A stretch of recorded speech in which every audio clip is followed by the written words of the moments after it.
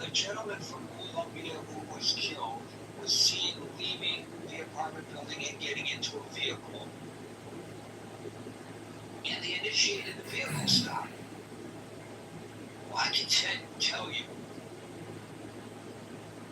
from a long career of covering law enforcement on a local level and on occasion on a federal level, up close and personal, it's not unusual for people to be stopped who are not the targets of the investigation in cases of mistaken identity that doesn't make the stop in itself improper or illegal. I have witnessed and have been with officers and on several occasions agents who have done exactly that. They have seen a person and thought it was a person who was wanted, and they stopped them. I can tell you from being on the receiving end, I got pulled over by the cops. The officer walks up to my window. I thought it was a traffic stop. No, it was a vehicle stop. I hadn't broken a traffic law. I was wondering why was he pulling me over. But I had in my hand, by the time he walked up to me, my driver's license, proof of insurance, and registration for the vehicle to hand to him. He wasn't really interested in it. He wanted to know where I was coming from. Which by law I don't have to tell him, but I told him. I told him where I was coming from. And he looked at me, and he realized I am not the guy he was looking for, because I'm a man in his 70s, and the person he was looking for was a young individual in his 20s. I don't know the race of the person that he was looking for, but he didn't know he was looking for a red van. And he asked me, did you pull out of the Home Depot parking lot? Were you in the Home Depot parking lot? I looked at him, no, Home Depot's closed. No, I wasn't in the Home Depot parking lot. He says, all right, thanks. Go on your way, and thanks for pulling over. God gave me a hassle. It was a case of mistaken identity based on the description of my vehicle, which matched the description of the vehicle that they were looking for. Doesn't mean that that officer acted inappropriately by pulling me over. He was conducting an investigation properly based on information that he had, and not like on a fishing expedition. Oh, you were out to pull over anybody who was in a red van. No, he had a reason to pull me over.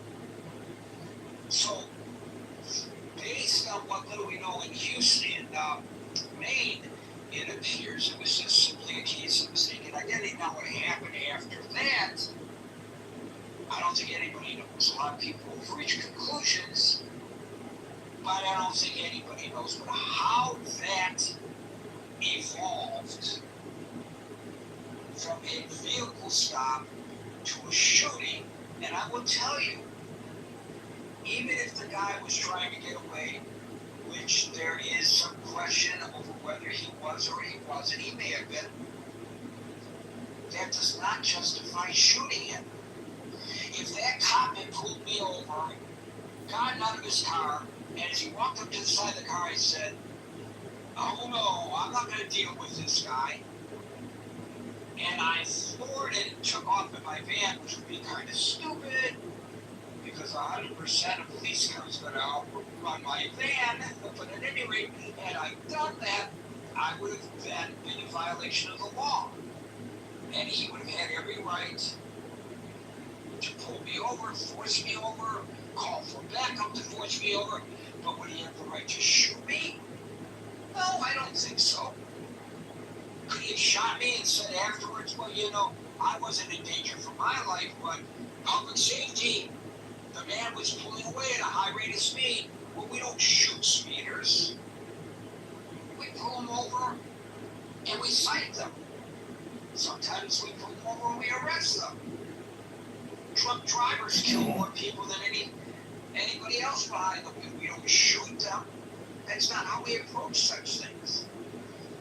So I don't know whether these, this could very well be that this particular ICE officer or agent came to ICE from a police department and had gone through the academy and gone through the training and should have known what he was doing, or it could have been that he went through the abbreviated training that they give ICE officers and acted in a manner inappropriate. Or it could have been that he was in fear for his life. We don't know. But we do know that 2 people have been killed. A 3rd person was killed as actually today because he was running from ICE and he ran in front of a semi-truck. So that's never going to end in a positive manner. And he got splatted by the truck. So some people were saying, well, I shouldn't have been chasing him. And other people were saying he shouldn't have been running. I would agree, he shouldn't be running. If I had run from that cop, I would have been 100% in the wrong. I might have ended up in jail for the night for fleeing and eluding. I mean, that's just dumb. But he would not have had a right to shoot me. So the question we have today is, are these ICE agents out of control, or have they been changing their procedure to a point where they're operating in a manner, generally speaking, that we in society find acceptable? But there were 2 exceptions, and they happen to come within a week. It's a big country. One of the exceptions happened in Houston. The other exception happened in Maine. They were unfortunate, but as I pointed out earlier, cops sometimes make mistakes too, even if they are better trained in how to stop people on the street than are the ICE agents. What do you guys think? I'm going to start calling people the order in which I see them on the stage. Today, that order begins with Scott, followed by Alan. Yeah, I mean, of course, Gary, I think these are excessive, and these excessive actions. I mean, Trump's doubling down. I think is him overplaying his hand. I mean, I think he's tone deaf on this one. Sometimes he intuitively gets the electorate. This is not one of those times, I think. I mean, if you look at, in general, polling on ICE, I mean, it goes, the disapproval floats from 62 to 65%, depending on the polls. The approval is only 33 to 40%. So, I mean, the approvals floats around the presidents, which is not really high. 65% of Americans polled think that ICE has gone too far in their actions where apprehensions and things are concerned. And 46% want Congress to cut their funding. We've seen polls where a majority, remember the one poll a month or 2 ago, I think 48%, the majority, it was 48 to 44 or something, wanted ICE disbanded completely. So I think that Trump is overplaying his hand here, and I think it's going to, I think that this is an instance where I think he came in and shut the border, which was what, people wanted, right? I mean, this is, the amount of immigration coming in under Biden. Although I looked up some stuff, the Cato Institute did a very interesting study of this, and really, I mean, Biden deported more people than Trump, than Trump won. Biden was not shy about deporting people. That Cato said it was other factors, so it was interesting. But anyway, whatever the factors, people thought that too many people were getting in. Trump reversed that trend. I think you say mission accomplished for Trump. I think the ICE stuff has gone too far, and he's doubled down, and I think it's just going to hurt his own approval, and it's going to further plummet the approval rating and people's feelings about ICE. I mean, that's just the way. I mean, you could, you can do border enforcement. You can do deportations. Obama was the deporter in chief, right? But he focused on border stuff. It wasn't as aggressive in cities all across the country, and things like this didn't happen. That's, so he was doing lots of deportations without the overall negative backlash because stuff like this wasn't happening. So, thanks, guys. It's interesting that you mentioned the political ramifications. I look at it a little bit differently. It hadn't even occurred to me the political ramifications. I care far less, and I'm not diminishing what you're saying at all. I think it's something I hadn't considered that I ought to have. But I care far less about the political ramifications than I do for the ramifications of the treatment of people on the streets, whether they are U.S. citizens or not. And as pointed out, they have shot and killed U.S. citizens, maybe justifiably, maybe not, but they have. And you don't have to be a U.S. citizen to be guaranteed protections under the U.S. citizen to be guaranteed protections under the Constitution. We don't want our law enforcement officers acting in an inappropriate manner, especially where people can get injured or killed. So I'm more concerned about them than I am about the president's political standing, and I'm sure you are as well when you raise that issue. Oh, of course. Of course, it's insane. It's why most Americans disapprove, right? Because it's excessive and inhumane and awful. I would like to propose that even if I were in the minority and approving of what ICE is doing and making all kinds of arguments, accepting the arguments that the administration is making, accurate or inaccurate, and I'm not suggesting what is and is not, because I don't know on some of the claims that he's making. It doesn't feel right when he says 70% of those being deported are criminals, and I guess we can suss that down even further by trying to... What he might mean, Gary, is that they're violating the criminal section of Title 8, Chapter 1823. In that code, there's a civil procedure and a criminal procedure. And the criminal procedure has like a $250 fine and like a 6-month jail term. So that may be where he's getting his stats. Right, so that's what I was going to say is, how do we define criminal? And the way you define it, and the way I define it, and the way another person defines it may be different. So when we're communicating, we don't really have a common denominator on that. But when you're the head of any institution and you appoint people to run departments within that institution, you're supposed to appoint people who you trust will carry on your policies and do so in a prudent manner. And so there are people who oversee these immigration enforcement operations. In fact, the guy that was involved in overseeing it was pulled out, and another guy was pulled in because the president and the populace had lost confidence in the first guy, and the second guy had the reputation of being a strong enforcer, but a fair enforcer of the statutes. That's who's supposedly running these operations now. Somebody who we can put some faith in, who's going to make the right decisions. That doesn't mean they're always going to make the right decision, but generally speaking. So after this incident, he decides, let's hold off for a minute on the vehicle stops, and let's take a look at how we're doing this. Let's take a look at what people on the local field office level are being told that they're supposed to be doing. Because I don't believe, by the way, in holding a law enforcement officer responsible, and it happens all the time, for taking actions that they were told were the proper procedures. That they were taught were the proper procedures. This is how you conduct yourself.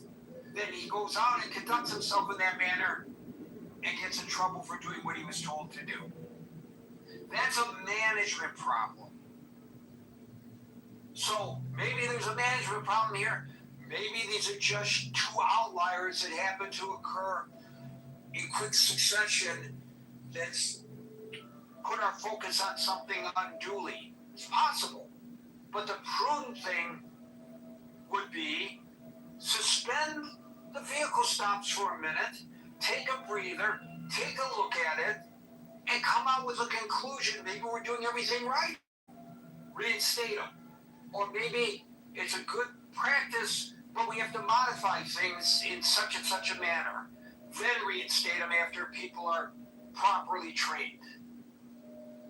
The guy the president put into this position to restore public confidence in the manner in which immigration officers and agents act on the streets is almost immediately and publicly countermanded by the President of the United States, who overrides the decision on Truth Freaking Social of all places and tells the ICE agents to go out there and conduct what he calls traffic stops once again. Scott, I lose confidence in a president who does that. What's wrong with taking prudent steps, even if it's only a public relations move, to give the population some confidence that they are reviewing this? Why not let it play out? Why is it so important for him to insist in such a public manner and in such a degrading manner to the people who are making the decisions? Get back out there and make those traffic stops again. It's just unfathomable that the person that we elected to be the chief executive of this country is acting in such a manner. Well, and who was the guy? Who's the guy he put in charge of Minnesota after is it Holman? Tom Holman. Yeah, Tom Holman. Yeah, I mean, that was an instance where there was some prudence, right? It was a de-escalating move, right? And I think for some people, it was a reassurance, that some of the cowboys and excessive violence and what people were freaking dying, that was a de-escalating move. I think that there was some prudence there, right? It showed people that he was taking this seriously and the excesses seriously. I agree with you. I think he's doubling down, and I think that's more people. I think more people will be harmed, and ultimately, this is not what Americans want. If you look at public opinion is clear. It's not. Americans are not for this, right? It's not what they signed up for.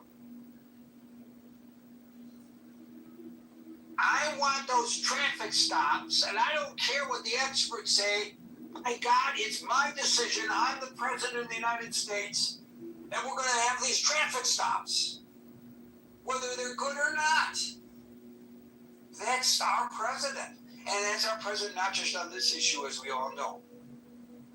It's just, I guess he's always been like this, it's fine. There are a lot of people like that, but they're not running the country. Alan, followed by Marshall.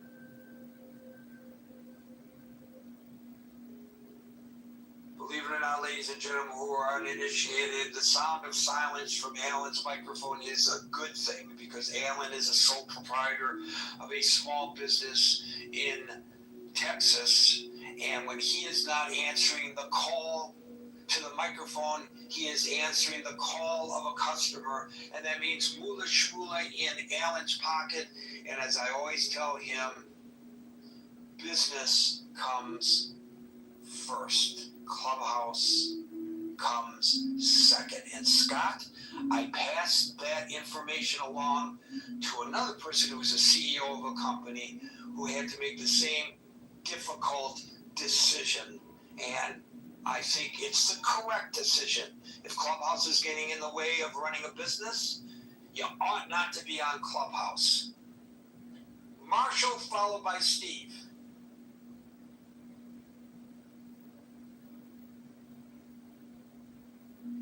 Now, Marshall's a different case when he's not answering. He's not running a business. Marshall! Steve, followed by Bluey. Yeah, hey Gary. Gary, I think there's two elements. By the way, how you been feeling? I want to ask you that. Well, it's been arduous recovery. I guess when you get old, you don't recover as fast from getting cut on, Gary. Oh, I know a youngin who got caught in. He's in his early 30s, and he's having a dickens of a time recovering because of the surgery and the manner of the surgery. He has to learn to walk all over again. So I feel, to quote one of your favorite presidents, I'm sure, I feel your pain. Okay, that's good, Gary. Yeah, Gary, I think there's two elements at play here. I think there may be some undue aggression, but I think the general public has to take into account their actions too and the environment that they're creating. For instance, like some of the things we've seen in Minneapolis, and then what's that detention center in New Jersey? Do you know where I'm talking about? Delaney Detention Center. Yeah, Delaney Hall, actually, in Newark, New Jersey. Yep. Yeah, the stuff that's going on there, that's not peaceful protest. I mean, that's just out and out obstruction of law enforcement. So, me dealing with some police departments, I can tell you if a police are conducting an arrest or something, and they're already in a heightened state of agitation, and you run up on them and start wolfing in their face,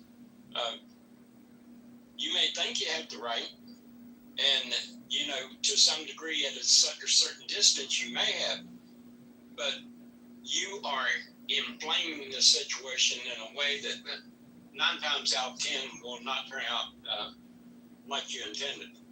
That happened to me once, Steve. Yeah. I'll tell you, this is kind of an interesting story. And you talk about mistaken identity. I'm driving down this dark road, and I see on the sidewalk a bicycle on its side, and I see a car that had come up from the wrong direction and hopped the curb. It was right up against that bicycle. And of course I thought, oh my God, somebody just got hit by a car. Looks like maybe a drunk driver or something, Yeah. So I said, let me go and see. I'm going to dial 911. I'm going to render aid, whatever. I pull over. I run back there. And there are a bunch of people standing around. And they jumped that I ran up on them. They were shocked that somebody ran up on them. And they turned around at me and they said, what are you doing here? And I looked at them and I said, are you the police? It could have gone very, very badly, but they were all undercover. It did not look like a police car, and it looked like an accident, not somebody, not the cops stopping some guy on a bicycle. I mean, I could have gotten a little tune-up there. Could happen. I can tell you an instance. I used to run an independent trucking operation. Nothing big, just a couple trucks. But I was in Wisconsin one time. I got caught in one of these, I think they call them wolf packs, where the state police will go out and they'll do targeted stops, and they're just looking to pick up stuff that's normally not taken in by the locals. Well, I get in this one area at a weigh station, and they do a truck check on me for safety and stuff. Then they found out that my logbook wasn't right. Well, anyone that knows independent truckers, sometimes that's what happens to get to your delivery on time. So anyway, I told the guy, because he's going to find out anyway, I said, well, you may want to look at the logbook. There could be a problem. So he looks at it and he said, you're going to have to come inside. I said, well, I figured as much. So we walk inside and we're talking. I'm not getting angry. They're looking at my logbook, and the state police, they're looking at each other, just kind of snarking back and forth. And I said, well, guys, I said, you know what it is here. I said, sometimes you get the rabbit and sometimes the rabbit gets away. I said, you caught the rabbit. I said, that's all there is to this. And they kind of laughed. And there wasn't any point in being confrontational at this point. I had nothing to gain. They had me dead to rights. Beside me, on the other hand, was this guy. He's deciding he's going to show the state police, what a macho guy he is, and he's whooping at him and stuff. And when I got through with what I was doing, I explained to the state police what happened. I said, look, I had to be in Wisconsin, then St. Louis, then down in Charlotte. I said, there was no way I could make this work. And I said, I got to make truck payments. I said, it wasn't a matter of me trying to do anything other than survive.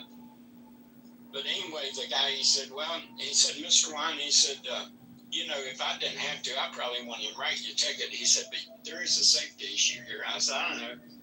But, it went smoothly. On the other hand, this guy beside me, he was just like me. They caught him, and he's wolfing, and he's getting an entirely different reaction. Now, I'm not saying you got to capitulate to everything, to every law enforcement, but I'm saying the manner and way that you interact with these people can bring a lot of different responses. And the things that we're seeing, people running up in these guys' faces, wolfing on them with a bullhorn and different things. If you think that's going to get a good response and you're not going to jack these guys up and they're not going to be willing to put some mace in your face or something like that, and all you're trying to do is get a YouTube moment, so this kind of stuff, But these cases that bring this to light again today, Steve, that's not what was happening. There were no bullhorns or mace. There were actual bullets in somebody's face. So But what I'm talking about, Gary, is these guys are like anyone else. They can see this stuff going on all over the place. And if they think that every time they're getting out of the car, they're going to have someone running up on them, wolfing on them, they're going to be in a agitated state to start with. Does that justify the shooting? I don't know enough about it. I doubt that it does. But I'm saying the confluence of these two factors, and I've heard this before, and this is probably correct because they're trying to ramp up so quickly to build spots.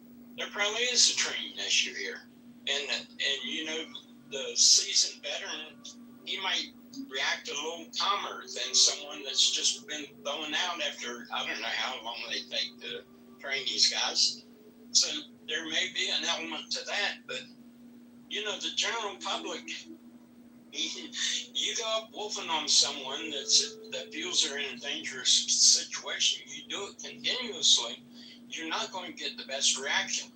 And especially if you truly believe that these guys are under-trained to begin with. So long and short of, I think it's a confluence of two things mixing together in the witch's brew that's not coming out very well, Gary. Well, which president number is Donald Trump? 47, right? Yes. How many days training did these guys and gals get?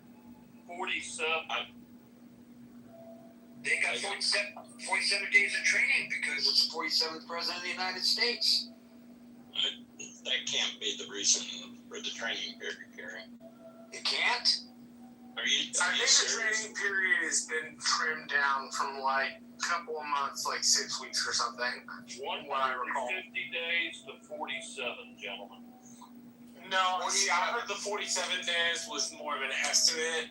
I looked that up, and I was not able to find any verification for it. Because I said the same thing about 6 months ago, and I was wrong. Well, and here again, the scope and scale of the operation that they're trying to do, I ran into this on some work I've done down here on gas pipelines too. That the scale of the project and the number of people available to carry it out. And to be honest, there's some unqualified people out there doing the job. So anytime you scale up and you scale up this quickly and you're trying to multiply your force and you're trying to scale into a lot of larger operation, inevitably you're Steve, it's the run fast and break things model. Well, right, you scale up real quick, you end up not training everybody the way they should be trained, and a couple of those people end up screwing up. We don't know whether they screwed up or not. Obviously, killing somebody who's not the subject of an investigation is the wrong way to go. right? But like we don't. For the guy in Houston, like from what I heard or was reported, the guy in Houston tried to flee the cops, which Gary addresses in the beginning. We don't shoot speeders or people that flee, right? So that indicates that somebody pulled their weapon a little too quickly. Well, that could be, but I mean, you know how you'd mitigate that? You'd mix the younger guys or the less trained guys in with seasoned professionals, so that you'd have the pros leading the unit. That seemed to me the way you'd want to do that. Where, like, if you're going out, you'd have a guy that's been there 10 years, done it, seen it, been involved in all types of operations. Could be, and he could kind of talk the younger guys down. But like I say, you know, if all you see nonstop is this kind of aggressive action towards these guys every time they walk. Well, I don't know that that's all that they see in Houston. Maybe they do, and I don't know that that's all that they see in Maine. Maybe they do. I wouldn't want to presume one way or the other, but you oversee the cops in your town. All your cops are certified by the state of West Virginia. How long is their training period? I think it's like 4 to 6 months. Yeah. So during that massive hiring blitz, Homeland Security temporarily reduced the basic training academy. I'm reading this from all places, Al Jazeera, but I don't think it's inaccurate. For new immigrant and customs enforcement deportation officers to 47 days. This was a significant reduction from the traditional roughly 5 months. Now, maybe it's coincidental that it was 47 days. I don't know. One of the things that our town has as mandatory, before you're even allowed to go to the State Police Academy to do your training, is a psychological profile. We send those guys out to have a psychological profile done on them. And I think that that's something that no matter what law enforcement, if you're going to give a guy a gun and you're going to give him the force of law up into taking life, you better make sure that the guy's playing with the full deck. So that's the first thing we do. We have the psychological profile run on the guy, and then if he passes that and there's nothing glaring about the psychology of the guy, then we send him on to the academy. But we don't send anyone to an academy without the psychological profile being run on. I'm with you on that. If they fail the psych eval, they really shouldn't be agents. So they do psych evaluations on prospective ICE agents. It's supposedly a rigorous pre-employment medical and psychological screening to ensure that they possess the emotional stability, mental resilience, and judgment required for federal law enforcement duty. That's what I'm reading now. I'm presuming what I'm reading is accurate. If it's not, somebody can correct what I'm reading, but that's what I'm told. So Steve, we'll go to Bluey, followed by Jules. Thank you. You know, I've been reading your Substack, and I'm going to tie your most recent Substack to this, Gary, if I may. Your Substack title is to the effect of, if someone says they plan to kill you, you should believe them. And I think everyone in the room should read your Substack, and I think it's accurate. And how am I going to tie that to this? Well, we can easily see hundreds of examples of the progressive community calling for people to resist ICE. You can see the progressive community saying, if ICE seeks to arrest you, don't comply with them. Figure out a way to obstruct them. Figure out a way to drive away. The progressive, or certain members of the progressive community. Who said they were told them to drive away?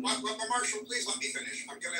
No, you need to answer that question. Okay, Who said they were going to drive away? On X right now. Okay, if you want a source. Yes, I want a source. Who told bunches of people to drive away from the cops? On X, I'm going to read this to you, please, Marshall. From who? Members of the progressive community advised passive resistance, the same way Martin Luther King resisted during the Okay, passive resistance is not driving away. That's different. I think driving away is active resistance. An honest observer can find many examples of people getting advise you. You're the one making the claim, not me, which means you're responsible for providing the information. I will post links on the Substack, okay? No, just post them in the Facebook Marshall, chat. Okay, Marshall, I love you more than anyone in this room, but you can't expect me to post things. The room chat function in this room is disabled, so just allow me to continue. I expect you to go to the messenger chat and post things in the messenger chat. That's what I expect. I will post it in the messenger chat. Okay, everyone in the room is invited to the messenger chat and see whether I've substantiated what I said. So, and by the way, to your plug, which I appreciate, everybody in the room is invited to the messenger chat to see what I wrote on Substack. It's linked there. It's excellent. So basically, my read is that the progressive community of America, they have beliefs. They believe in what they believe, and they believe that resisting ICE is the ethical thing to do. And I'm not going to debate with progressives whether it's ethical to resist ICE, but I will tell you that Chairman Mao wrote a book that said that the secret to having a society in revolution is to provoke the government into killing a lot of the rebels. Because the more of the rebels that are killed by the government, the more sympathy you get. Now, everyone in the room who studied why Chairman Mao was so successful in his revolution will say that was a very smart technique, and it resulted in. So for that reason, every fair-minded ethical person in the room should research this, because I think there's ample evidence that our friends in the progressive community are deliberately provoking ICE into committing these shootings, because they believe the more innocent people shot by ICE, the more it helps the progressive community in the upcoming election. And I will close by saying, and I want to normalize using less than the allotted 5 minutes. You don't have to use your full 5 minutes. You can get your point across succinctly. I was the only one in this room that said the majority of Hispanic men would vote for Trump. And it turns out no one in the room agreed, but it turns out the majority of Hispanic men in America did vote for Trump. And they voted for Trump because they wanted mass deportations. The majority of those who voted for Trump. Not the majority. There's a difference. If you look at the active voting population, there were about 70 million voters that sat out the vote. I'm talking only about Hispanic men, no other demographics. So just let me finish, Marshall. Hispanic men did not vote for Trump. I live in an area where we outperformed the area. We've gone through this in other rooms. Okay. Everyone in the room is invited to just go to Google and say, who did the majority of Hispanic men vote for? I submit the majority of Hispanic men voted for Trump because they want mass deportations. And mass deportations benefit the Hispanic community. And I'm going to land my plane here, so don't interrupt me, Marshall. Because of mass deportations, the rents in Hispanic neighborhoods are way down.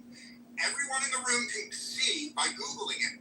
Landlords complain that rents in Hispanic neighborhoods are down 20 or 30%. Because it turns out when you deport millions of people, there are a lot of empty apartments and landlords lower rents. So I will close by saying that those people who are against mass deportations are defying the will of the majority of Hispanic men. And if you're against mass deportations, you are causing the rents to go up. And I have ample proof.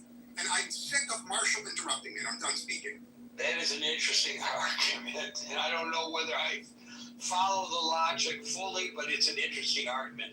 So, look, when you say progressive organizations, that's painting a group of people with a broad brush, and I think it's accurate and prudent to suggest that we see which organizations to which you refer. Not that I'm questioning your veracity, but I think people need to be able to suss that out.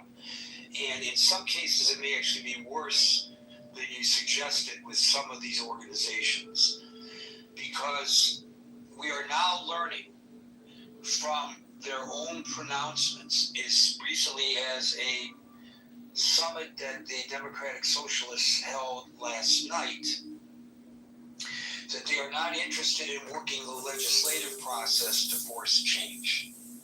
They're trying to force change through other means, or as the communists would say, by whatever means necessary. So there's starting to be an overlap. And I know Scott has a problem with this because, yes, there's a difference between being a socialist and a communist. And there's a difference between being a progressive and a socialist. but there are organizations that profess to be socialist organizations that are gravitating toward policies that are closer aligned with the communists than those particular policies are with the socialists. I will say that the preeminent organization that has been advising people, not to say that people are not influenced by other organizations, of course they are, but the preeminent organization that has been advising people on how to respond if approached on the street by ICE agents is the ACLU. And here are the three things the ACLU tells people, and I think that these are prudent suggestions, at least from the ACLU. If stopped by ICE in public or on the street, ask, and by the way, they hand out cards to people in targeted neighborhoods. It's a wallet-sized card that you can carry, and I believe it's in multiple languages. It says, ask if you are free to go. Ask the agent, am I free to leave? If they say yes, calmly walk away. 2, exercise the right to remain silent. You do not have to answer questions about where you were born, your citizenship, or how you entered the country. 3, show valid documents only. If you are a non-citizen over 18 and have valid immigration documents, you should show them. However, the ACLU strongly warns never to provide fake documents or lie, because that would be against the law, and you would be putting yourself in legal jeopardy by doing so. Jules, followed by old Raj. Yeah, I'm hesitant to say fuck the ACLU. They'll come out and say it. Not what you said, Gary, about what they're, what they advise people, the history, and just what the organization I'm not saying this to promote the organization any more than I was quoting Al Jazeera to promote Al Jazeera. I'm just providing information. Okay, getting back on topic, you brought up a very important thing, Gary, about that they were undertrained. The ICE is undertrained. By the way, ICE is a government agency, a law enforcement agency that we should all give our total respect to, like you did, Gary, or like you do. But I think they were undertrained. And let's use the 47 days was the amount of time they were trained. And let's say, I'll also use your quote, Gary, it takes 5 months. So let's say 47 days, 5 months. Okay? So within that period of time that ICE wasn't available, between 47 days and 5 months, how many children are going to be raped? How many children are going to be killed, or grown-ups raped or killed from illegal aliens? Even if they're 10, if 20, 30, 40, who knows? How many are going to sell drugs that kill people? Whatever that number is, I want those fuckers out of the country. What about the non-illegal aliens who are committing these crimes at a greater rate, not only in numbers, but per capita than the illegal aliens? Do you want those fuckers out of the country too? Who are you talking about? The natives who are not commit crimes at a greater rate. I'm answering this question. You mean Americans that are committing crimes? The question I asked. Yeah, go ahead. The question I asked was, what about the non-illegal aliens who are committing those kinds of crimes, not just in greater number, but in greater numbers per capita than the illegal aliens? Do you want those fuckers removed from the country as well? Well, if they're Americans, I want them in prison. I want those fuckers in prison. If they came here illegally, I want those fuckers out of the country. Well, why not imprison them? Like if I had done it, I'd get imprisoned. So if some person who's here, quote unquote, illegally does it, why not afford them the same opportunity to be incarcerated as I would be? Why does he get off the hook and then he's deported? Because the floodgate, if it was a normal illegal alien, I might agree. And what I mean by normal is the floodgates were opened with hundreds of, with millions of illegal aliens. Right, but the majority, vast majority of them, in spite of what the president says, the statistics will show we're not criminals coming across the border. And so what? So they're here illegally. It doesn't matter if you're acting appropriately, you don't need to be incarcerated. And if you're acting inappropriately, I would agree. You need to be incarcerated. Why do they get a ticket out of jail? Why do they get to pass go and not go to jail first? If this was a monopoly game, why are they allowed to go back to their home country? And if you or I do it, we have to be incarcerated for it. Well, some are incarcerated first and then deported. I mean, how much jail space do we have? Well, I want all those fuckers Well, apparently a lot of jail space. How much jail space Certainly. do you want? You'll have to wait your turn there, see, if you don't mind. Apparently a lot of jail space because we keep building jail space for the migrants. So I guess we got a lot of jail space. So might as well use it. We don't know if we're putting migrants in there. I told you had to wait your turn, and you weren't listening. And maybe, I think, you were saying that you were presenting yourself as an American-born natural citizen. So, unlike an illegal migrant, you don't have an excuse for not understanding the English that comes out of my mouth. Jules, go ahead. Well, okay, you were making a point. I just want to get rid of those people that don't belong in this country. That's my point. And we handle our criminals in a certain way too. Unfortunately, I don't even know how sanctuary cities are still legal. I mean, where's the legality of that? Why doesn't that go to the Supreme Court? The reason they're legal is because on minor crimes they don't call federal enforcement. On things like murder, they always call federal enforcement. I only know this because I looked it up. So things like people who are murderers, they always contact federal agents about it. Always. Well, okay, but you keep butting in. It's okay. You answered my question too. So, but I don't know. I think if you spoke to an audience, Gary, of families of victims from illegal aliens, rape, murder, and all those horrible crimes, I don't see how. I don't even think you'd be able to speak to them because such horrendous crimes were committed against them. Well, obviously, for the individual crimes, they get the statistics don't give the victims or the families of the victims any solace, knowing that But I'm just saying, if you want to throw people out of the country because they commit heinous crimes, well, then why not throw you or me out of the country? If we commit heinous crimes. Because they didn't. The dude go to prison, faggot. And how about what Governor Walz just did?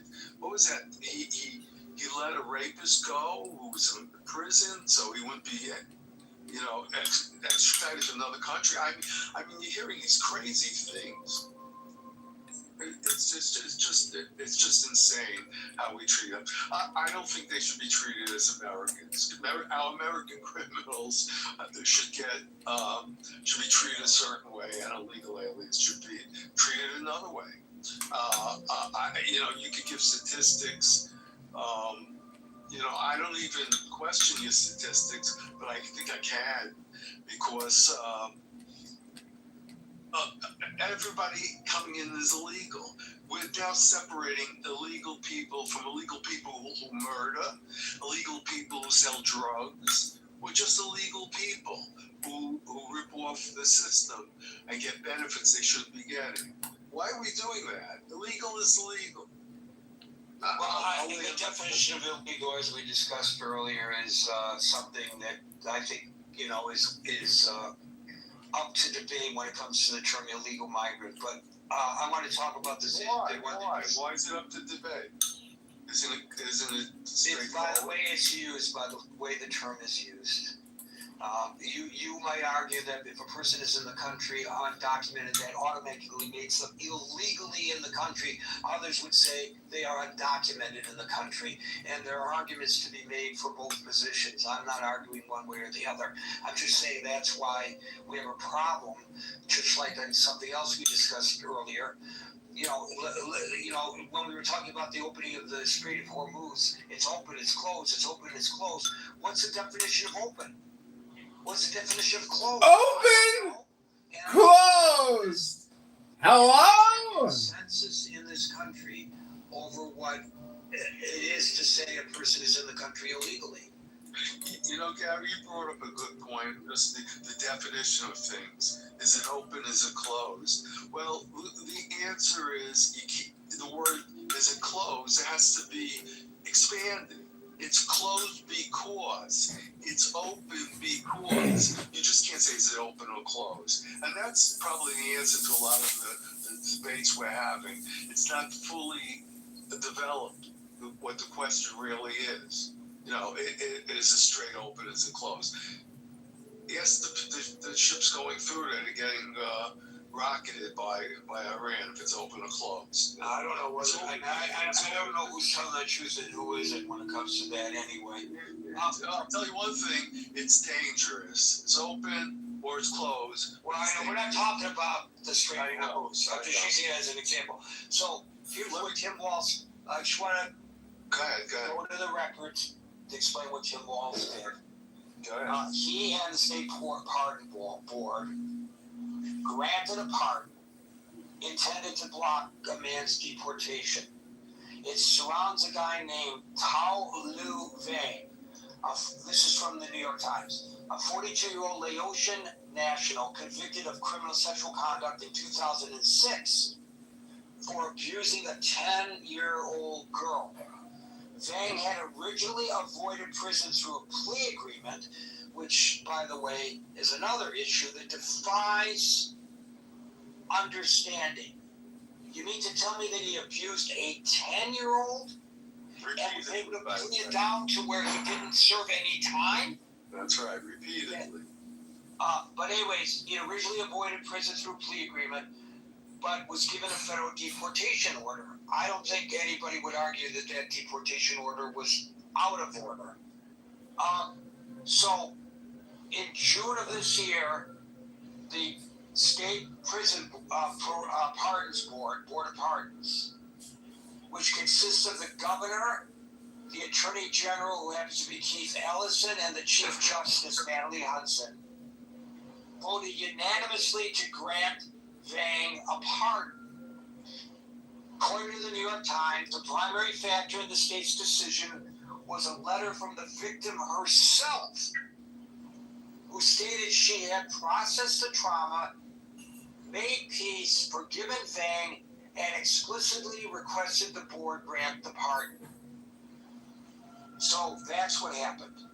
That could make me vomit, that whole thing. Yeah, I just wanted to put it into perspective. I didn't see that in the New York Times yet, but that's something that I'll first I want to throw my salute to Bluey. I like what he said, and I want to end by where I started. I bet you the fuckers the ACLU approved of the whole thing. I land my plane. So, Jules, really, the next time you come up, you should let us know what you really think about the ACLU. You shouldn't be couching it in euphemisms. Just let us know straight out. So I will. Okay, thanks. Old Raj, followed by Hasana. Thank you, Gary. I think the last two commentators both were highly useless in their comments and completely off.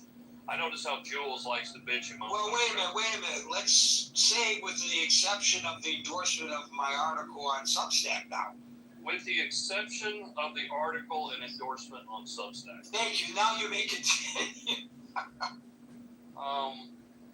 Jules bitched and moaned about how we need to decoy criminals, and yes, I'm all for that. But with the 2 people that were shot in the last 2 days, criminals, I think the answer is no. They weren't even targeted.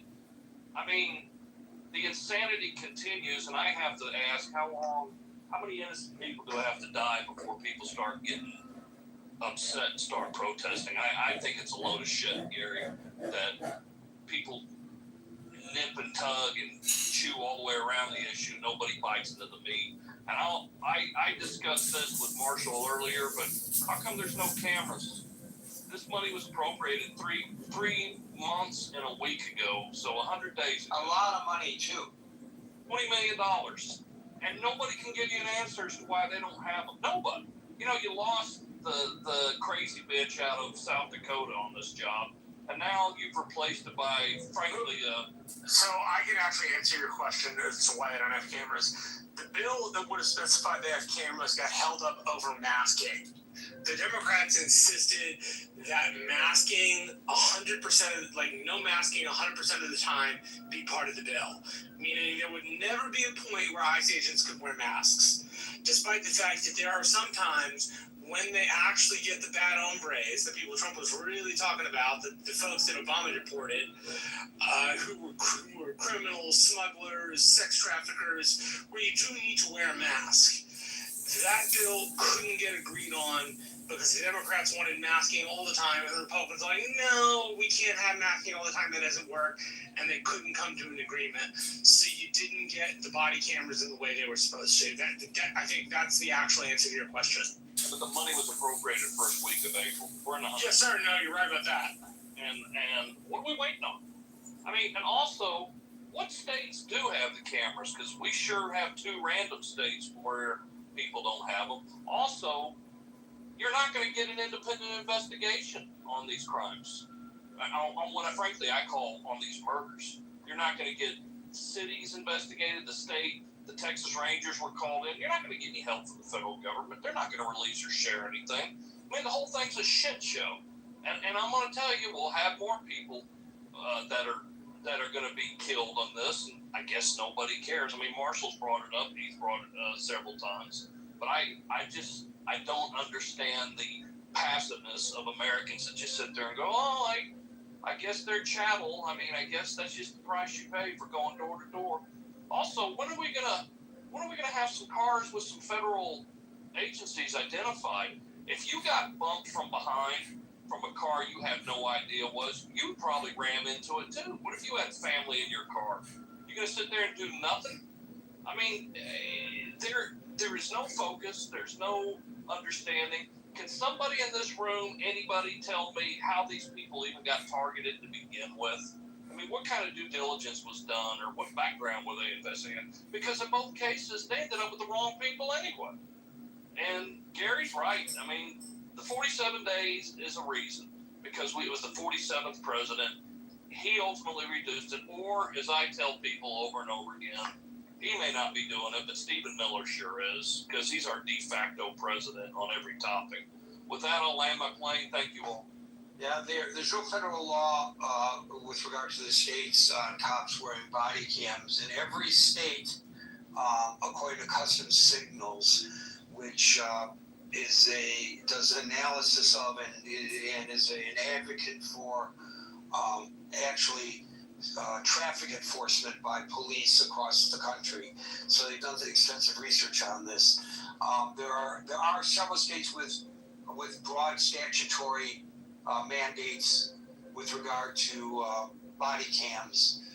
Those happen to be Colorado, Connecticut, Delaware, Illinois, Indiana, Maryland, New Jersey, New Mexico, New York, and South Carolina. And then there's states with conditional mandates, California, Florida, Georgia, Nevada, and Utah. But there are states without statewide mandates altogether. So it's like Maine, Michigan, Massachusetts, Idaho, and Mississippi. It's a mixed bag, is what it is, old Raj. But so I don't know whether we should compare them not putting body cams on their cops. You know, like in Steve's community, I don't know whether they have body cams, but it's a very small community. They may not be able to afford it. You know, if it's left up to the communities. But as you rightly point out, they were given and mandated to put the cameras on, and I get the sense as well they've been obfuscating every time they've been asked about this. And only today they've agreed that to ensure that one agent in each field office during any operation be wearing a body cam. One. As a start to the program. That's a slow rollout of the program. Is it by design? I don't know. Is it because of the statutory limitations caused by our do-nothing Congress, as Marshall suggests? Could be. Hasana, followed by Linda.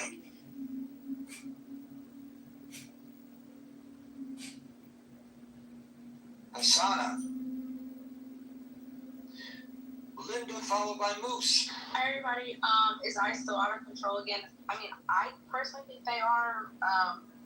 I just didn't know like ICE I guess prior to all this things going down, I didn't know them to like approach people on the street and ask them like, are you a U.S. citizen? Were you born here? Just, randomly stopping people, asking them for IDs, not showing their face. It's just kind of like scary because like, I'm American born and U.S. citizen, and I mean, my dad is Somali, and my mom's Black American, and I love Somali, and I had a Somali name, so I would appreciate like ICE just walking up to me, they have done other people demanding to know, it's just bizarre to me. I feel like that's none of your business, I don't carry my passport with me everywhere I go, or my birth certificate. I do carry like my driver's license with me. But a real ID doesn't necessarily mean that you're a citizen. So I'm like, why do I have to prove that to you? I think it's just bizarre. My siblings live in St. Cloud.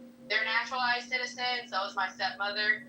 And they live in St. Cloud, Minnesota. And I mean, they were afraid to like leave the house because of all things that were going on in Minnesota and how bad it was. And there's just all the chaos I think that ICE caused. But if you, I get what you're saying, Gary, and I'll wrap it up. I get what you're saying about the argument between calling someone undocumented versus legal. I've read about that. I agree, with the panel and people that if you're here, like, committing crimes, you're hurting children and people, like, you're committing crimes, you gotta go. Like, you absolutely should not be here if you're coming into this country and committing crimes. You gotta go. But as far as like coming after like the person that's been here for like 20-something years and they overstay their visa, I don't know. I feel like it's just kind of overkill. And I think some cases too, there could be some compassion there because I kind of put myself in another person's shoes. You never know what could happen, and you have to flee and leave your country for different reasons. People come here for all reasons to, usually better themselves, better their lives, get an education, make money, things like that. I think if you're going to come here and be productive and contribute to the economy and be a productive member of society, I mean, I definitely want people ideally to be legally here, but I think there are some circumstances that happen. But I don't agree with like rounding people up and things like that. It's just kind of scary. And that's all I want to say. Thank you. I think that's like on the right hand side of the aisle, that's one of the problems though. People on the right hand side of the aisle, by their politicians, were promised for the better part of 40 years that the law would be enforced. And the law doesn't make an exception. The law says if you're here without documentation, you are here in contravention of law. Now, normally that's processed as a civil matter, right? But sometimes it could be processed as a criminal matter. Right, and I think like you have a lot of people. I wouldn't say myself included because I live in a place where I'm right next to Mexico, and we have lots of folks that are undocumented. But I think you have a lot of people on the right hand side of the aisle that say no. I have to obey the law, and if I get stopped for speeding, they don't ask whether I'm a citizen or not. They don't ask any of those questions. They just ask if I was speeding, right? And so those people think to themselves, okay, well, if the law says you're not allowed to be here, well, guess what? You're not allowed to be here. And that sucks. It sucks that you've been here 20 years. It sucks that you've been in a place where we haven't enforced the law on you, but, you know, the law says you can't be here, and there's no way around that, right? If you read the law, that's what the law says. And so I think you have a lot of those people who are just unwilling to give. Maybe they should be, but I think you have a lot of people on the right-hand side of the aisle, again, not myself, but a lot of people who say to themselves, well, there really isn't an excuse for this. The law says you can't be here, that's what it says, so you gotta go. Well, here's one mitigating factor to that argument, and it comes from the Republican side of the aisle. They created this problem, or this administration created this problem. If you want to get rid of people, to use a previous caller's crass terminology, get the fuck out, you still have to do it in a legal manner, correct?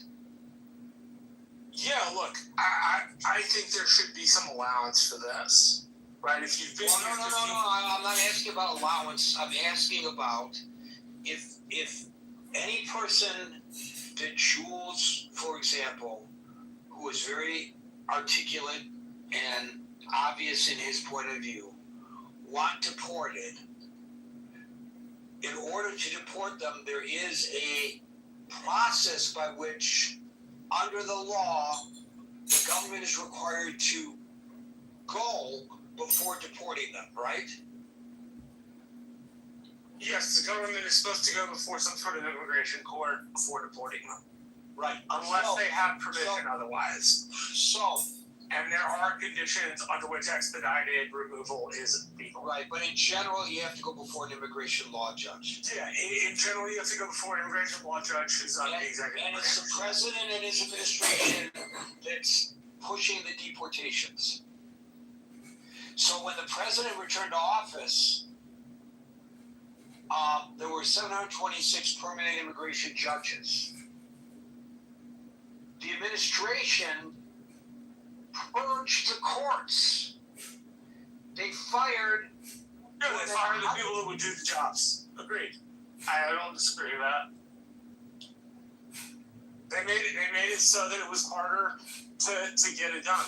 Like, that's not something I disagree with. They absolutely. I know you're not. I'm not saying that you're disagreeing. I'm not arguing with you. I'm trying to make a point.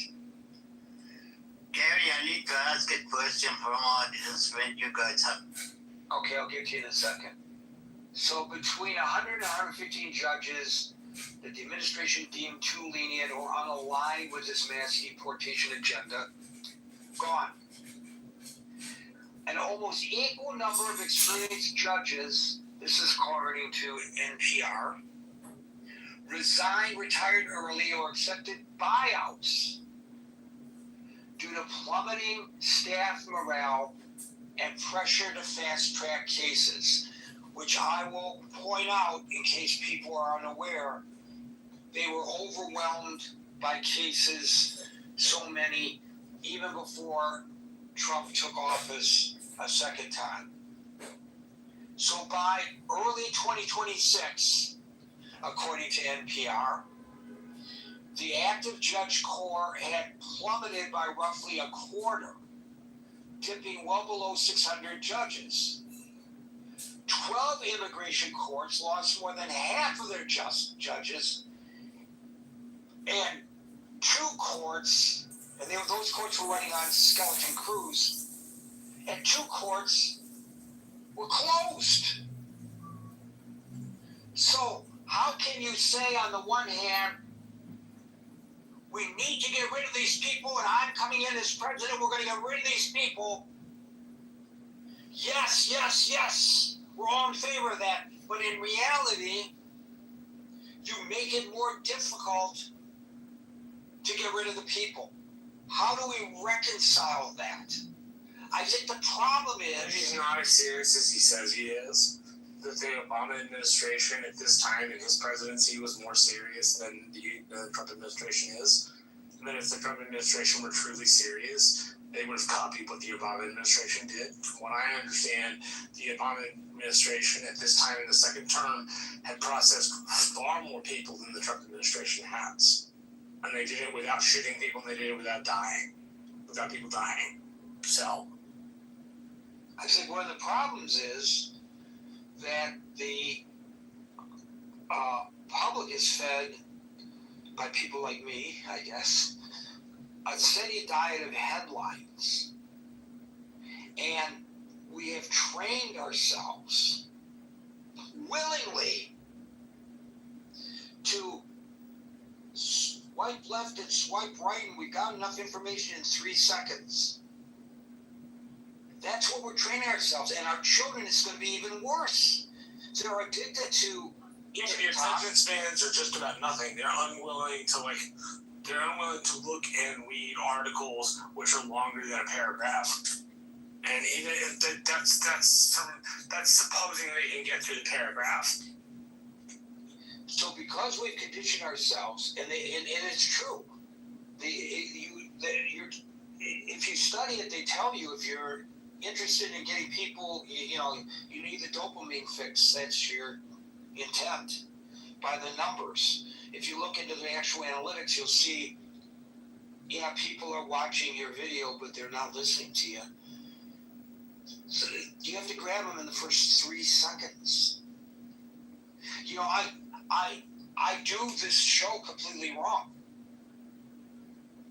Welcome to the Critical Thinking Forum. We're here Monday through Friday starting at 5 o'clock. Today's topic is, I already wasted 5 seconds. You're not supposed to do that. You got to get right to whatever hits them over the head in 3 seconds. That's what I'm telling you, that's what all the analysis says. So when we hear what my own head tells me about the radio. So when the president says that sleepy Joe Biden allowed all these people across the border, I'm not allowing them across the border, and I'm going to kick them all out. I'm going to kick them all out. Well, you can say that in a short period of time, and people get that. But people don't know what I just explained here. A lot of people don't. You know it, Marshall, but a lot of people don't. What he actually did was reduce the number of immigration judges, making it more difficult to get people out of the nation. Now, why would you do that? If your intent is to really get people out of the nation, but what you really do impedes the ability to get people out of the nation, why would you do that? I would surmise because you don't actually want to get as many people out as you say you do. And why would that be? Because those people are critical to things like infrastructure and agriculture. I disagree that that's the reason. I disagree that that's the reason. Why do you I would like to propose the reason is you need a foil. Yeah, that's true. You need somebody you can point at, as the American president said, as the American president with Michael Douglas says, we'll find somebody to dislike, we'll find somebody to tell you who they're a bad person for, and that's what Trump is looking for. Yeah, that makes a lot of sense. In other governments and in other countries, in many instances, the foil were the Jews. Yeah. Okay, you can't do that if you're the president of the United States. You shouldn't, but apparently he does. No, he doesn't. He doesn't accuse. No. I'm not talking about the Jews. I'm saying. Can I make my points before you respond to the point? So in other iterations of this kind of tactic, it was the Jews. You need a foil. The Jews are responsible for the economy going to shit. Well, he can't say that. So he's got to say the illegal immigrants are responsible for all this crime that's occurring in the nation, when in fact, by the way, not only on a per capita basis are they disproportionately lower in contributing to the crime rate, but the crime rate is lower than the impressions that we have. Oh, much slower. Where I live, even though I live so close to Mexico, I can walk out of my house at 2:30 a.m., leave my door open, walk down the street, and have no fear that anybody will come in. Now, of course, I lock it because, you know, you're supposed to lock your door, right? But I don't have any fear of being preyed upon, even though I live literally right next to Mexico. So right. We can talk about the dirty immigrants. We can say that they come from shithole countries. We can say that they're eating dogs and cats in Ohio. We can say all of that, and we can gin people up. And if we're focusing on those horrible migrants for all the nasty things they are doing in this country, we can take our eyes off of other things that we don't want people to talk about. Because if you're the president of the United States in general, and for sure if you're this president, you know how to determine what the discussion on the national level will be. When I was in I had a couple of contracts up in Boston. Yeah. So I was up there several times a year. And Alan got stuck on the air by mistake. So that's what is going on here. I'm proposing that the president is looking for a foil. Why is it, to go back to Jules' example of a migrant who commits a heinous crime, like rape, that was his example. Why is it if an illegal immigrant, I'll use his terminology, commits a rape, it's a national story? And it's not just a national story. The national story is another illegal immigrant committed a rape. It's not inaccurate. The story is 100% accurate. How come if Jules or Gary commits the rape, it may not even be a local story, much less a national story? What makes that a national story? Why is it so important to beat the drum and talk about every time an illegal immigrant is driving a truck and kills somebody with the truck? Yeah, that person should have been driving the truck. 100%. But what happens if, God forbid, when Steve was driving a truck, he had done it? Would they say, a naturally born American citizen killed somebody? No, they would not. People are not taking the time to step back from the forest to see the trees, because we are being dished out headlines and slogans. And Jules is not incorrect. He's absolutely right. And it's worthy of our attention that if that illegal immigrant had been in the country, then that rape wouldn't have occurred. He's 100% right about that. That's true. There's no question that that's right.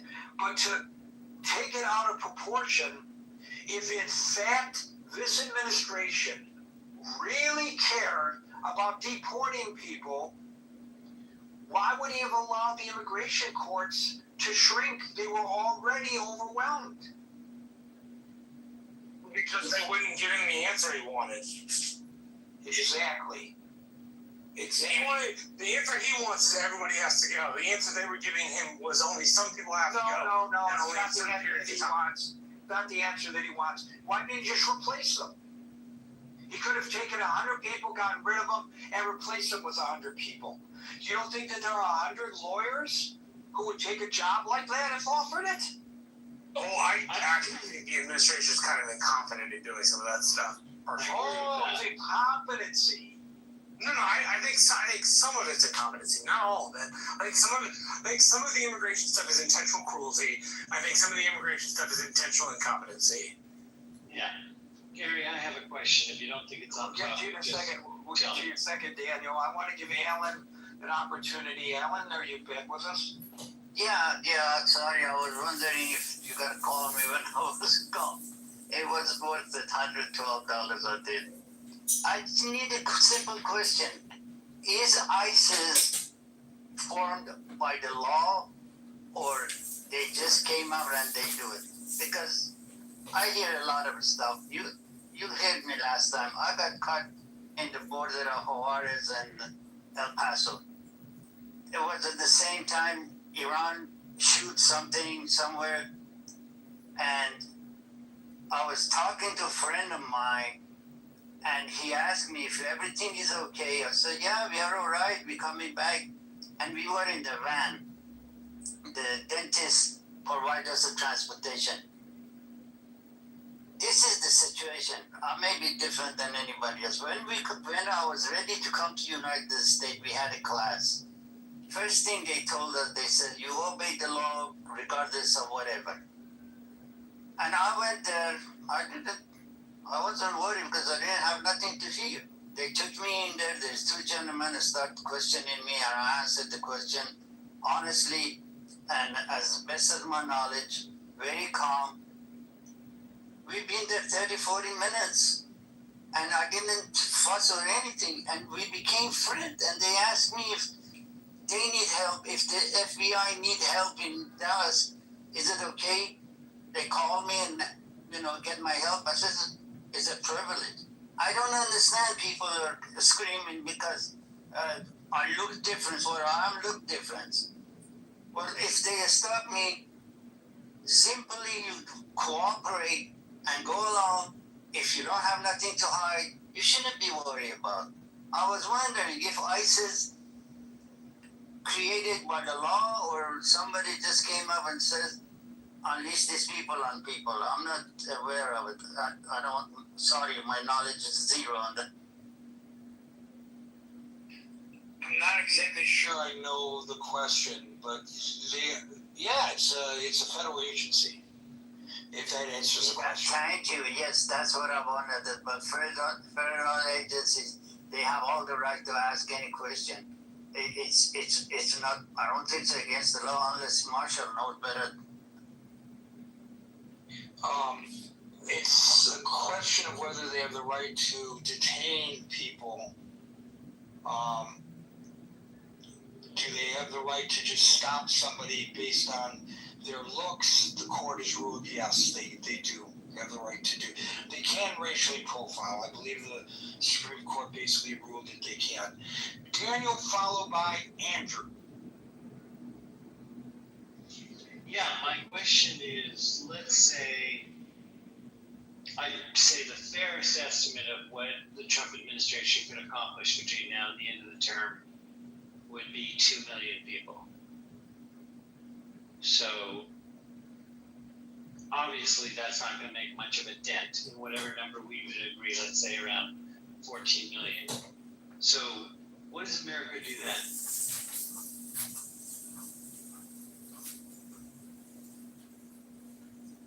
I'm sorry, your question eludes me. Well, the idea, as I understand it, okay, let me reframe it. The idea, as I understand it, is let's get rid of illegal aliens, right? Again, starting with the worst and all that prioritization stuff, nonsense. But like the best number that could be achieved by the Trump administration is deporting 2 million people. Let's say we could disagree exactly what the number is, but let's say for the sake of argument, we decided on 14 million or so, 14 to 16 million that are in the country illegally. So the best you can get out of all this terror, which is what it is 2 million people and suspension of civil liberties and everything else you can argue about. So at the end of the Trump administration, that's all you can get out is some 14, 18%, whatever that number turns out to be. What are you going to do about all the rest? Yeah, well, I mean, you're not going to get rid of all of them, is your point.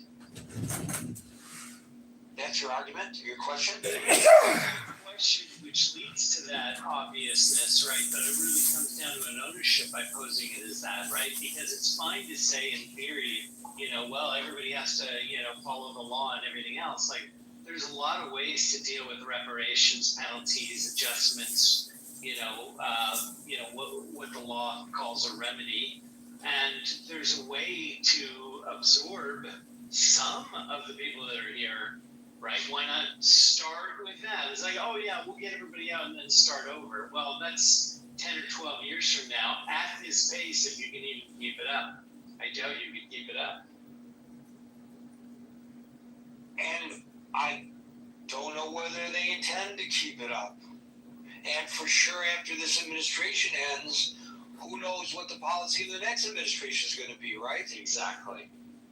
And we've been very, very inconsistent in our approach to this issue, as we have been inconsistent in our approach to many issues. And this is a worldwide thing, to be fair to America, right? Like a worldwide thing about how immigration and cultural assimilation is handled. And, there's doesn't matter how much of an economic case, and it's an incontrovertible economic case, that immigration enhances the economic power of a nation that is absorbing more people. But regardless, the cultural upheaval that happens is so much in the other direction, it takes years for that to become apparent. That's been true with every wave of immigrants, right? Exactly. Because people don't like hearing the truth of this, but people on a per capita basis contribute more than they consume. Yeah, and that's the way I would look at things. But then you have those who say, but what about this person, the outlier? What about that person? If that person wasn't in the country on welfare, then they shouldn't be here. They're not contributing. You can't. It's an argument that's very hard. Yeah, it's fair, but we can't let the perfect be the enemy of the good, right? There's some things we can agree on that we can move the ball forward with. And it should start from if God forbid, we were starting another country, we would want people to come to it, right? It's like we want to be able to absorb as many as we can sustain and support, not start with how do we get rid of everybody. That's not, again, this is going to prove it from the question I was asking, basically, which is, here you have apparently the toughest on immigration ever going to be, and even these guys at this pace couldn't possibly take care of the problem just getting rid of everybody. It proves it. Thank you, Daniel. We'll go to Andrew, followed by William. Good afternoon, Gary. I trust you can hear me okay. We've been through this. Oh, did you hear Stevie Eiserman's gone, eh? I had anticipated that, yes, but Steve Eiserman was canned as the general manager of the Detroit Red Wings. Had he not been Steve Eiserman, he would have been gone a long time ago. Yeah. Stevie Y is a hero for sure. This particular administration, I believe, has no regard for the course of the law. I think they tout the law when it's in their favor, but they ignore it when they have that feeling to do so. And I think that's evidenced by the fact that out of the 17, I guess it's 17 now, 16 of those investigations were summarily quoted as being justifiable prior to any investigation. So if you go in with that mindset, then it's no wonder that I think many of these agents may think that they're invulnerable to that direct watchfulness of these agencies and other agencies of the law, etc. It's been very successful in othering. I mean, I've heard the word people used quite a bit here when speaking of it, but I don't think that's how the administration views these illegal aliens. In fact, they're not people, they're rapists, they're drug dealers and murderers, and they eat cats and dogs. So when you use that sort of language, I think to a large extent it shows just where this administration, how it feels about these quote unquote people, and their want to remove them. But I like Daniel's point that you can only get rid of 2 million or so, and what do you do with the rest? But also with the courts, reducing the courts.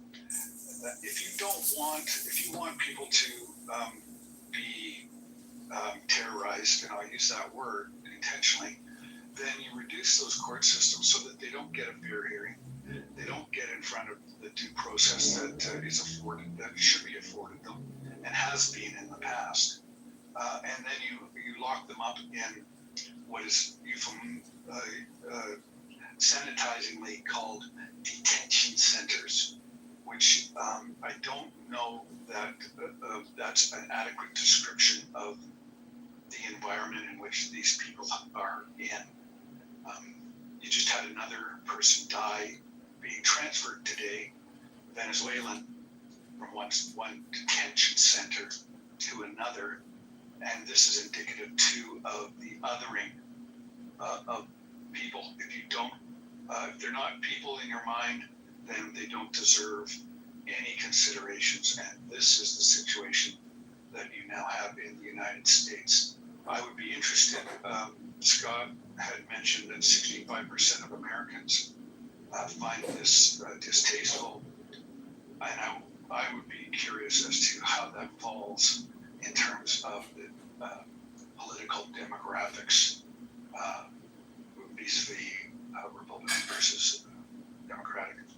Anyway, I'll end there, and thanks, Gary, appreciate it. Thank you, Andrew. We'll go to William, followed by Steve. Gary, I think the word you were looking for before was scapegoating. Basically, scapegoating is the form of propaganda that was used against Jews in Europe before World War II, during World War II. Scapegoating is a tool often used by authoritarians. There have been a lot of good authors that have been writing on this, and I put a link in the chat,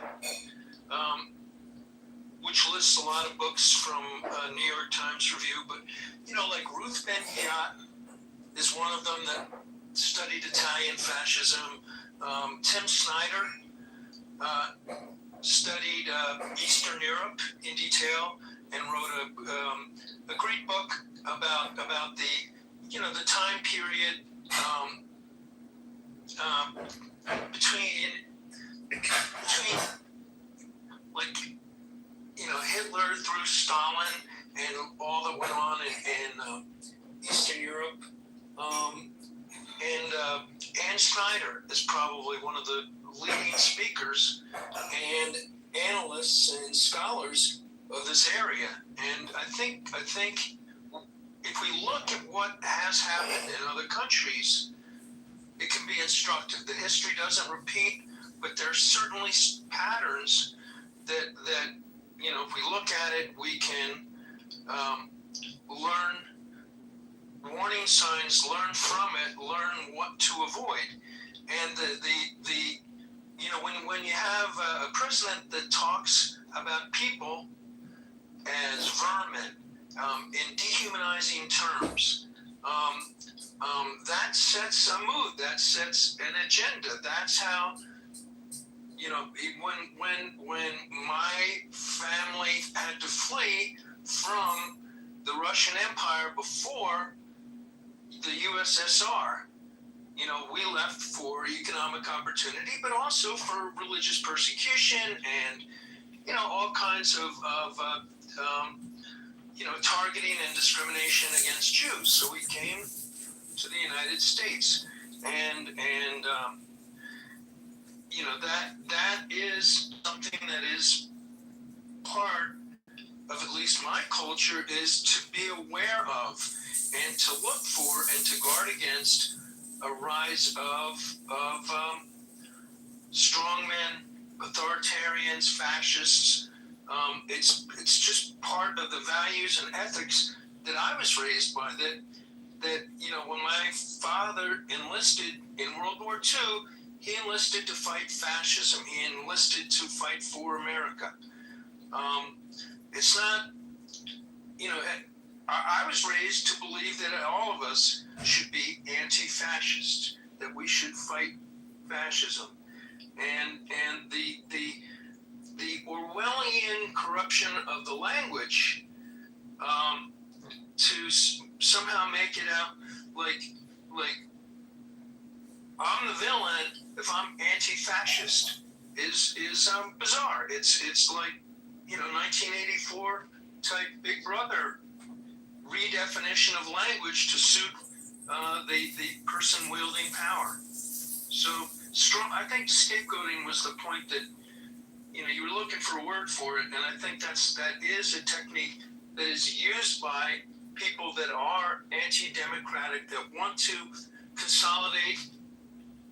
And there's no single term for fascism, but and there were fascists before Mussolini, but they weren't called that. Mussolini kind of created the modern term of fascism. But why are you injecting fascism into the conversation about ICE? Are you trying? Because Trump and ICE are fascists. So I'd like to finish the question, William, before you answer it. Are you trying to attach the label of fascism upon ICE? I believe that yes. I believe that and let me finish.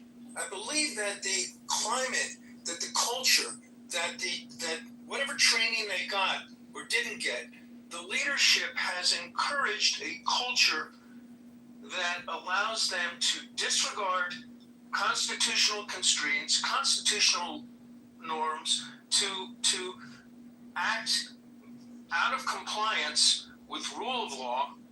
And if we don't have rule of law, some of the laws we like, some of the laws we don't, but what do we descend into? Wait, how do you know they acted outside the rule of law? We don't know that. Well, I know that when even when you have a fleeing felon, that there are rules about how, at least we didn't say there weren't rules. Just because there are rules doesn't make, and they didn't abide by the rules, doesn't make them fascist. Could you repeat your question? What makes them fascist? The authoritarian style, the mood that is set from the top. When you look at Bovino, What exactly is the question? No, hold on. What exactly is the mood set from the top? Because it's Tom Holman sitting on the, and Tom Holman has served 5 successive presidents. So what exactly is Tom Holman saying that makes it fascist?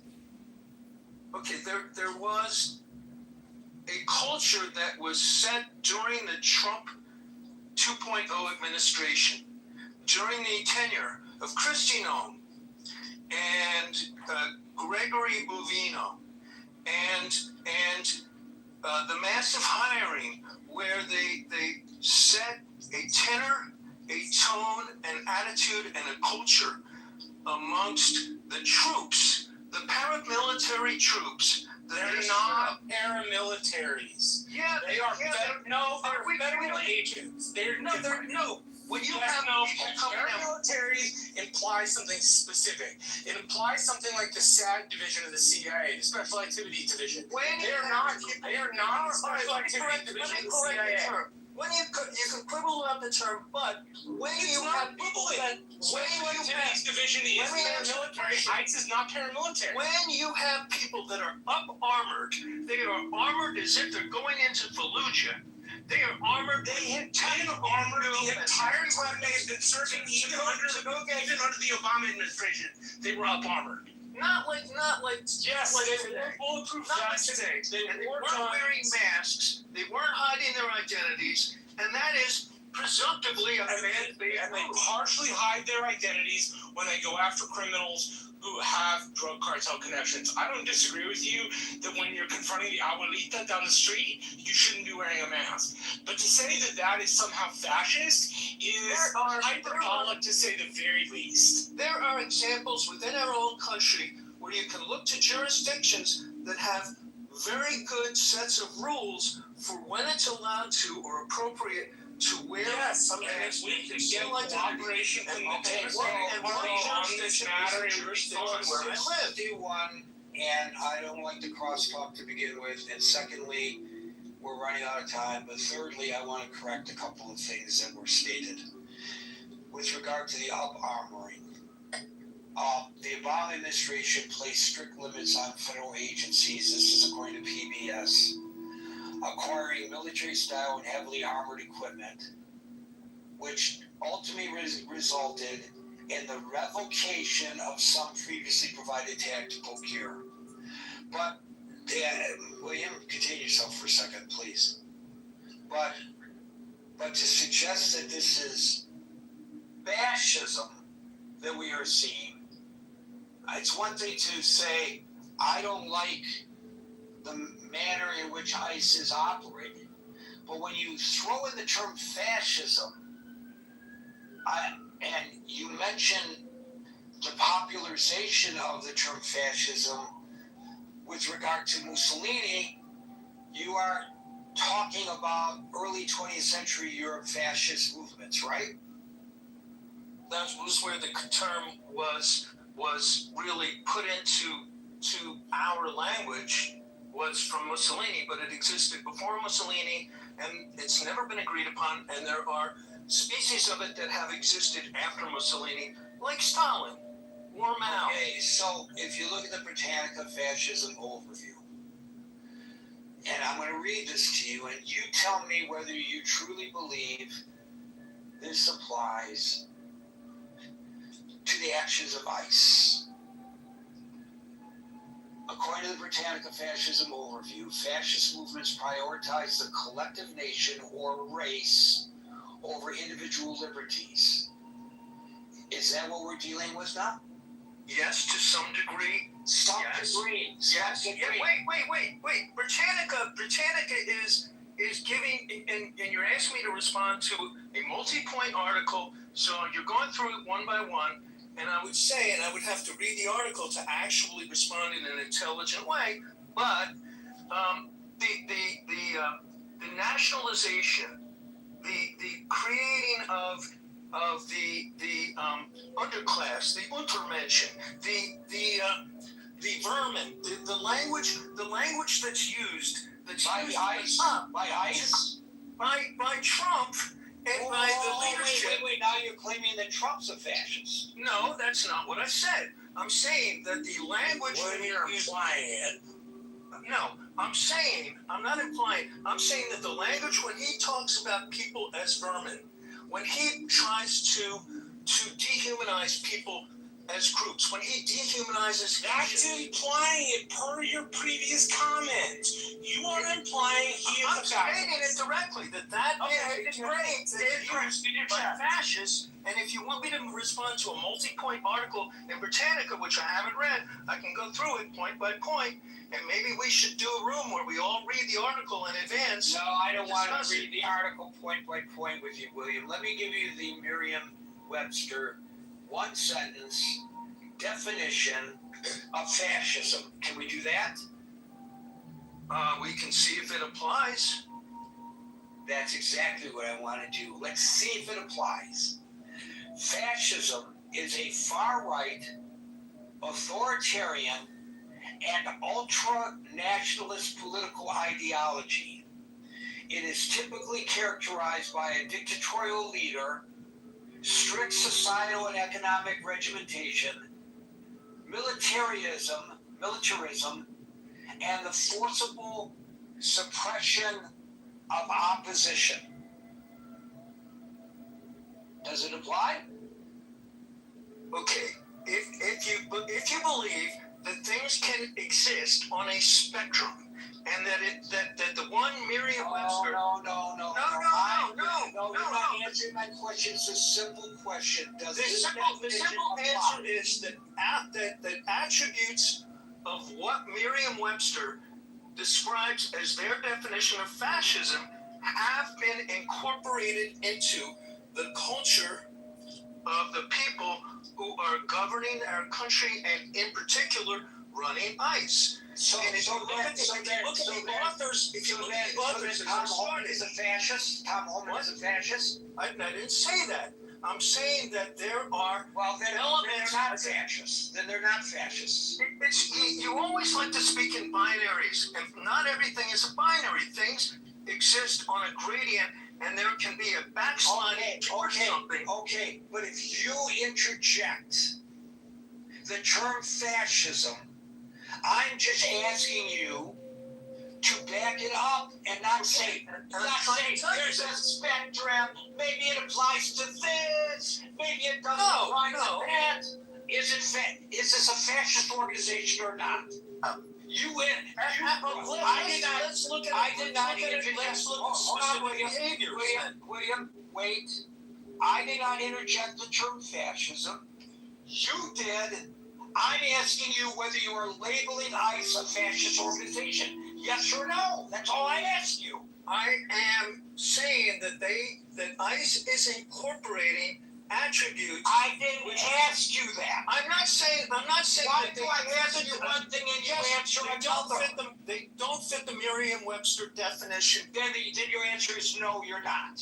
No, that's not my answer. Then your answer Putting is words in my mouth. I can answer. I am No. I'm not. You're You know what? You're obfuscating, William. You're putting words in my mouth. I'm not putting words in your mouth. You're obfuscating. Yes or no? Either you are trying to label ICE fascist, or you're not. I'm not arguing that it is or it isn't. I'm just asking you, what are you saying? Clarify. Are you attempting to call ICE a fascist organization? Are you? Either you are or you're not. I'm not asking you about the spectrum of the definition of fascism. I asked you a simple freaking question, and I can't get a simple answer. You know it's not black and white. I think I'm talking dark and not you. Is it raining outside? Yes or no? Well, it may be misty. Is it raining or not? I just wanted a simple yes or no. That went on for over 5 minutes, arguing something that I never even asked. And an earlier caller, old Raj, brought up that we were discussing one thing and that people hijacked the discussion to discuss something else. At that time, that hijacking came from the right. This time, the hijacking came from the left. I try to be the most accommodating moderator on Clubhouse. I really do. I try to be accommodating, but I lose my patience over this nonsense because of this argument with this last caller. Agent and Dark just got screwed out of their opportunity to speak. You can say it's my fault as the moderator, and ultimately you're right, but I allowed this guy to hijack the conversation. I think... It's not black and white. Okay, Dark, why don't we give the floor to you, and you can be William's defender? It's fascistic behavior and certain things. Okay, Dark. Let me ask you a question and then we leave. Are you interrupting me or not? Yes or no? I am. Okay, see? That's all you had to do, yes or no. Are you trying to label ICE fascist or not? That was the question. The question wasn't what the spectrum of fascism is. He said it was nuanced. It's not black and white. It's not yes. The question, Dark. The question of whether he was labeling them fascist is not nuanced. Why? Or am I speaking a different language than everybody else today? I never You're trying to put words in his mouth. I'm not. No, he was talking about it being fascist. Come on. I'm not arguing that they are or they are not fascist. I'm asking him, stand up and answer my question. Are you saying they're fascist or are you not saying they're fascist? Because he was willing to say Donald Trump was fascist, so you should be willing to say ICE is fascist too. You should be willing to say it with your chest. Right. He said Trump is That's not there. not the point, you guys. No, Victoria, it is the point. The point is, The I asked the fascists are question. not fascists. The question. And if you're going to the point accuse is, them of being something like the brown shirts, they should actually have some proof for it. well, the point is, I asked a question. I wanted an answer, and I'm going to be a prick from now on.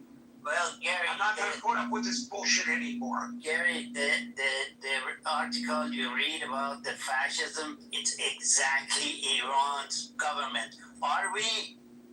Is ISIS like Iran? I doubt it. For God's sake, give us a break. Go for it. You did a great job. Yeah, I'm very frustrated today, doesn't show. Folks, we're here 5 o'clock New York time, Monday through Friday. If I've recovered by tomorrow, we'll be back at 5 o'clock.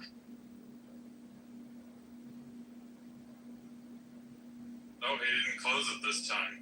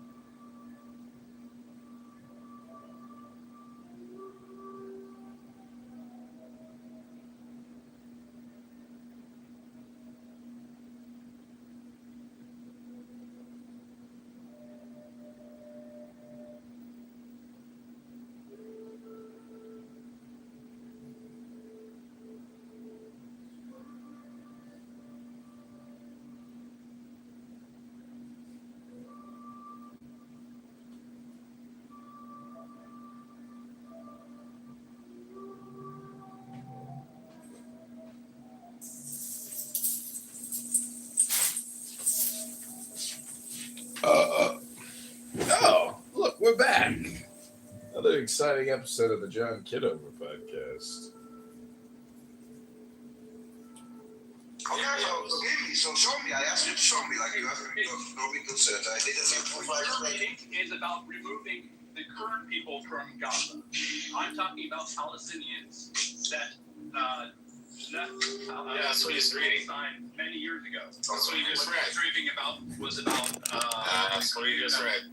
Palestinians in Gaza. I don't know. He's talking about the Palestinians being